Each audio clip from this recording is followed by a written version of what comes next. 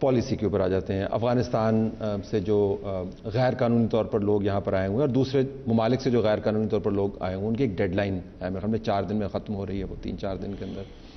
تو ابھی تک اس کی کامیابی کو آپ کیسے اسیس کرتے ہیں؟ کتنے لوگ بھجوائے گئے, کتنوں کو بھجوایا جائے گا جب یہ ڈیڈ لائن کو کمپلائی نہیں کریں گے؟ ابھی تک تقریباً ہمارے پاس جو تعداد آ رہی ہے دونوں تورخم بارڈر سے بھی اور چمن بارڈر سے بھی, وہ لگ بھگ ہزاروں میں ہے جو لوگ جا چکے ہیں.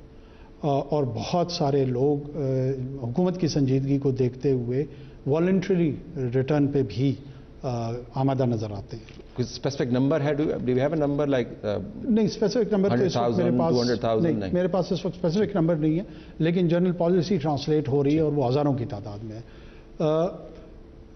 افغان سائڈ بھی اب مینٹلی اس پہ پریپیئر ہو گئی ہے کہ ہم ڈٹرمنڈ ہیں کہ جو ایلیگل ایلینز ہیں ان کی واپسی کا پروسیس جو ہے وہ امپلیمنٹیشن کی طرف جائے گا. دوبارہ میں آپ کی وساطت سے یہ کلیئر کرتا جاؤں کہ اس میں جو رجسٹرڈ ریفیوجیز ہیں ان میں سے ہم کسی ایک شخص کو بھی پہلے ہم نے بات کاغذات جن کے پورے نہیں ہیں, جن کی ڈاکومنٹیشن نہیں ہے. ایک اور کیٹیگری ہے آئیڈینٹی تھیفٹ والی, جنہوں نے فار انسٹنس ہمارے آئی ڈی کارڈز بنا لیے ہیں, پاسپورٹس بنا لیے. اس کے لیے بھی ہم نے ایک میکانزم ڈیوائز کیا ہے کہ اس کو کیسے فلٹر کیا جائے.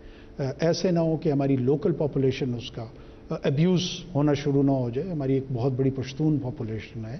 آپ جانتے ہیں کہ بعض اوقات اگر اچھی انٹینشن بھی حکومت کی پالیسیز کی ہوتی ہیں, نیچے امپلیمنٹنگ پارٹ پہ لوگ اس کو ابیوز کرنا شروع کر دیتے ہیں. تو we have to be very cautious and careful on that account too, کہ اس میں اس حد تک ہے کہ شاید ہم بہت ایکسٹریم کیسز میں ہم ڈی این اے ٹیسٹ کی طرف چلے جائیں اور اس سے آئیڈینٹیفائی کرا پائیں کہ کہیں کوئی پلوٹ ہو کر ہماری فیملی ٹریز میں وہاں پہ انٹری تو نہیں ہوئی.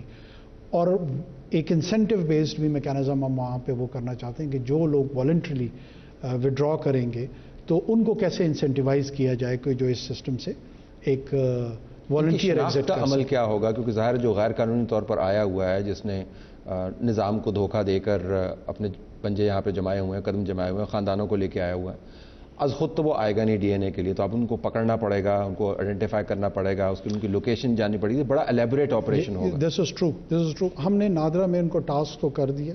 جو نئے ڈی جی نادرا ہیں ان کی سربراہی میں ورکنگ گروپ کی کمیٹیز ان کی بنی ہوئی ہیں, اور جو ایریاز جہاں پہ پوٹینشیل موجود ہے کہ ایسے انٹرنٹس ہو سکتے ہیں ان کی آئیڈینٹیفیکیشن کا سٹیج کمپلیٹ کر چکے ہیں.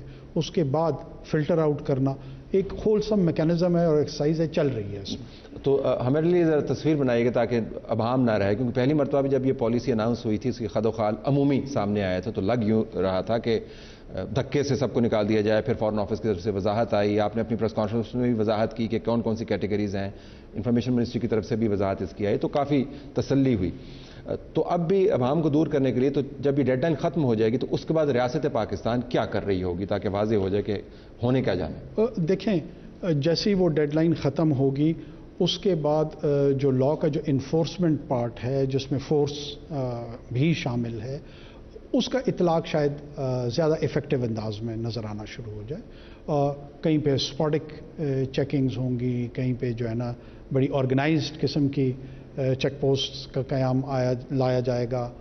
ساتھ میں جو سوسائٹی کے اندر ہم آلریڈی ہمارے جو ٹینٹیکلز ہیں لا انفورسمنٹ کے وہ پھیل چکے ہیں, وہاں پہ جو انفارمیشن گیدرنگ ہوئی ہیں پچھلے چند ماہ میں ان کو کیسے بروئے کار لایا جائے گا اور کیسے آئیڈینٹیفیکیشن پروسیس میں انفارمل ایک جو ذریعہ ہوتا ہے انٹیلیجنس کا ہوتا ہے اس کی اپلیکیشن بھی شروع ہو جائے گی.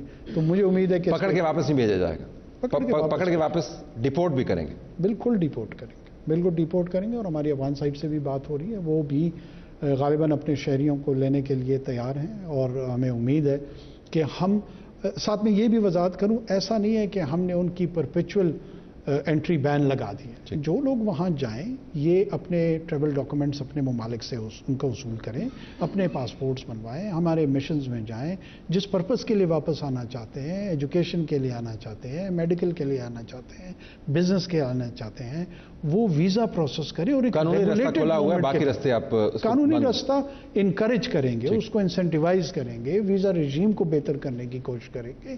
ہم کوئی افغانستان سے مکمل طور پہ اپنا رشتہ ناتا نہیں توڑنے جا رہے. میں افغانستان کے میڈیا کو مانیٹر کر رہا تھا اور ان کے جو آفیشیل ویب سائٹس ہیں, کچھ انہوں نے واٹس ایپ گروپس بھی بنائے ہوئے جس کے اندر صحافیوں کو رکھا ہوا ہے اور وہ بڑا اس کے اندر اپنی پوائنٹ آف ویو کا اظہار کرتے ہیں.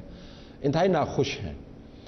اور ایک اس کا اظہار ہوا جب افغانستان سے پاکستان ہارا تو جو مین آف دا میچ تھا اس نے یہ جیت جو ہے نام کی ان لوگوں کو جو اس کے مطابق پاکستان سے نکالے جا رہے ہیں, جس کے اوپر افغانستان میں بہت خوشی منائی گئی.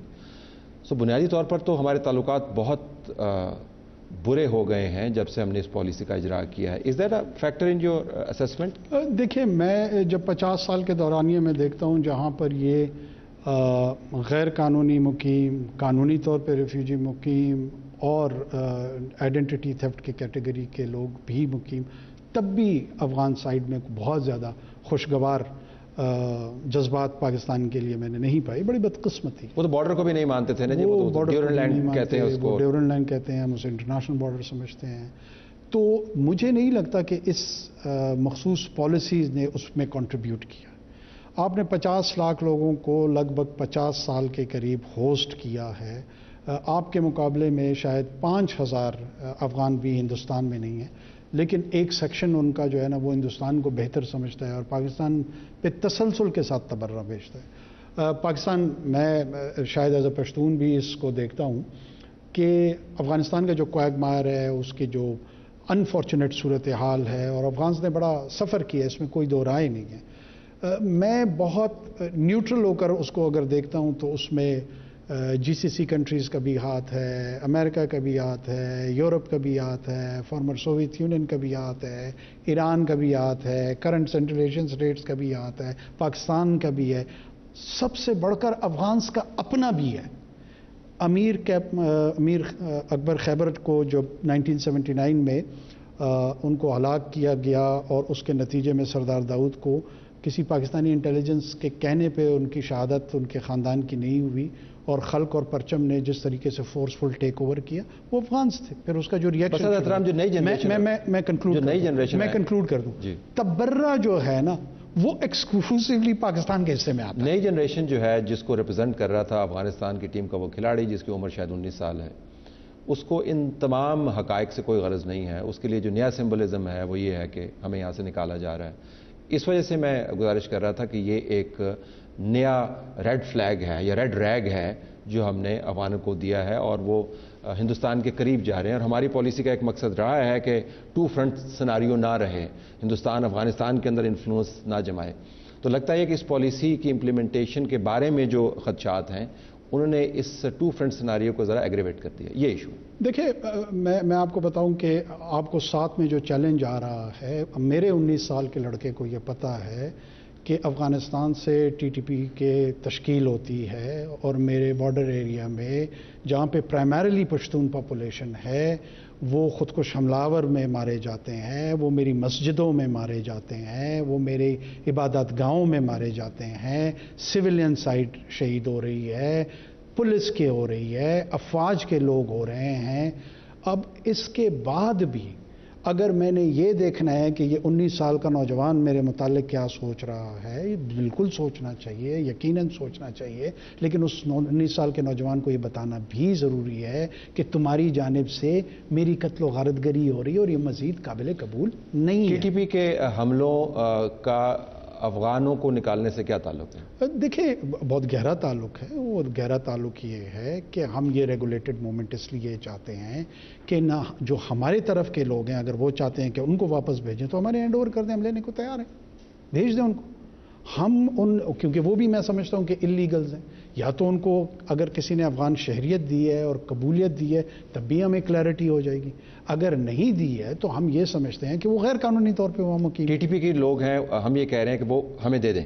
نہیں ہمیں دے دینے وہ غیر کیا ان کی کیا قانونی حیثیت ہے کہ وہ ٹھیک نکال دیں ان کو وہاں سے. اگر کوئی قانونی حیثیت ہے تو ہمیں بتا دیں. ٹھیک. کیا وہ ریفیوجیز ہیں وہاں پر؟ کیا انہوں نے 1951 کے جنیوا کنونشن کے تحت پرسیکیوشن سے بھاگ کے وہاں پہ پناہ لی ہوئی ہے؟ ایلیگل ایلینز کون ہیں وہ اور وہ کیوں افغان سرزمین پہ بیٹھے ہوئے؟ میں صرف یہ جاننا چاہ رہا ہوں کہ وہ تو ٹی ٹی پی وہاں سے بیٹھ کے یہاں پر حملے کر رہی ہے، تو جب ہم افغان جو غیر قانونی طور پر نکالے جائیں گے، جن کو نکالا جانا چاہیے، پرنسپل بھی اس کو بالکل ایگری کرتے ہیں، اس سے ٹی ٹی پی کے حملے کیا رک جائیں گے؟ دیکھیں یقیناً اس کو ڈائریکٹ لنکیجز میں نہیں رکیں گے، نہ ہم یہ سوچ رہے ہیں کہ یہ رکیں گے. ہم ایک براڈ بیس جو افغانستان کے ساتھ ہمارے ریلیشنز ہیں ان کو سب کو ٹرانسلیٹ کر رہے ہیں. جہاں جہاں ہم سمجھتے ہیں کیا افغان ٹریڈ ٹرانزٹ ٹریڈ کو ریشنلائز کرنے سے رکیں گے؟ نہیں رکیں گے. کیا ان کو واپس کرنے سے رکیں گے؟ نہیں رکیں گے. لیکن یہ تمام چیزیں وہ ہیں جو جب بھی ہم ایک دوسرے کے ساتھ دو طرفہ تعلقات پہ کوئی بھی مکالمہ کریں گے اس مکالمے میں ان تمام چیزوں کا تذکرہ آئے گا. تو یہ ایک براڈ بیس کمیونیکیشن کی وجہ بنے گی. یہ حملے کیسے روکیں؟ ہمارے پاس کیا پالیسی آپشنز ہیں؟ کیونکہ ہمارے باوجود توجہ دلانے کے آپ کے لیول کے اوپر، فوج کے لیول کے اوپر، ہر حکومت نے یہ ایشو ریز کیا ہے لیکن حملے نہیں رکے، اور جو اسٹیٹسٹکس ہیں وہ حیران کن حد تک، پریشان کن حد تک بڑھ چکے ہیں، اور آپ چونکہ ان علاقوں میں بہت اچھی طریقے سے نظر رکھتے ہیں، آپ کو علم ہے. کیا آپشن ہے ہمارے پاس حملے روکنے کے لیے؟ دیکھیں جا کے اٹیک کریں، وہاں پہ ان کو ناک آؤٹ کریں کیونکہ وہ ہماری سرزمین کو نقصان پہنچا رہے ہیں، ہماری ساورینٹی کو. از دیٹ این آپشن یا نہیں؟ دیکھیں دنیا میں ہر ایک کے پاس ہر وقت آپشنز ہوتے ہیں. ضرور نہیں کہ ان آپشنز کا تذکرہ کیا جائے یا ان کو ایکسرسائز کیا جائے یا ہمیشہ ان پہ ریسٹرین رکھی. It's not off the table, it is on the table. ضروری نہیں، میں نے کہا کہ ان کا ایون تذکرہ بھی کیا جائے پبلکلی. ایٹ ٹائمز آپ بہت ساری چیزوں کا تذکرہ کرتے ہیں اور بہت ساری جگہوں پہ آپ سائلنس کو ایز اے ٹول کے طور پہ یوز کرتے ہیں، اور جب وہ مقام آتا ہے تب اس کو آپ ڈسپلے بھی کرتے ہیں اور ایکسپریس بھی کرتے ہیں. میرے خیال میں اس کے لیے اتنا کہنا کافی ہوگا. Yes we are determined, we are serious کہ ہم جہاں جہاں ایک بھی پاکستانی زندگی کو پروٹیکٹ کرنے کے لیے جو بھی ہمارے پاس آپشنز ہوں گے ان آپشنز کو ایکسرسائز کرنے میں قطعاً نہ شرمائیں گے، نہ جھجکیں گے، نہ رکیں گے.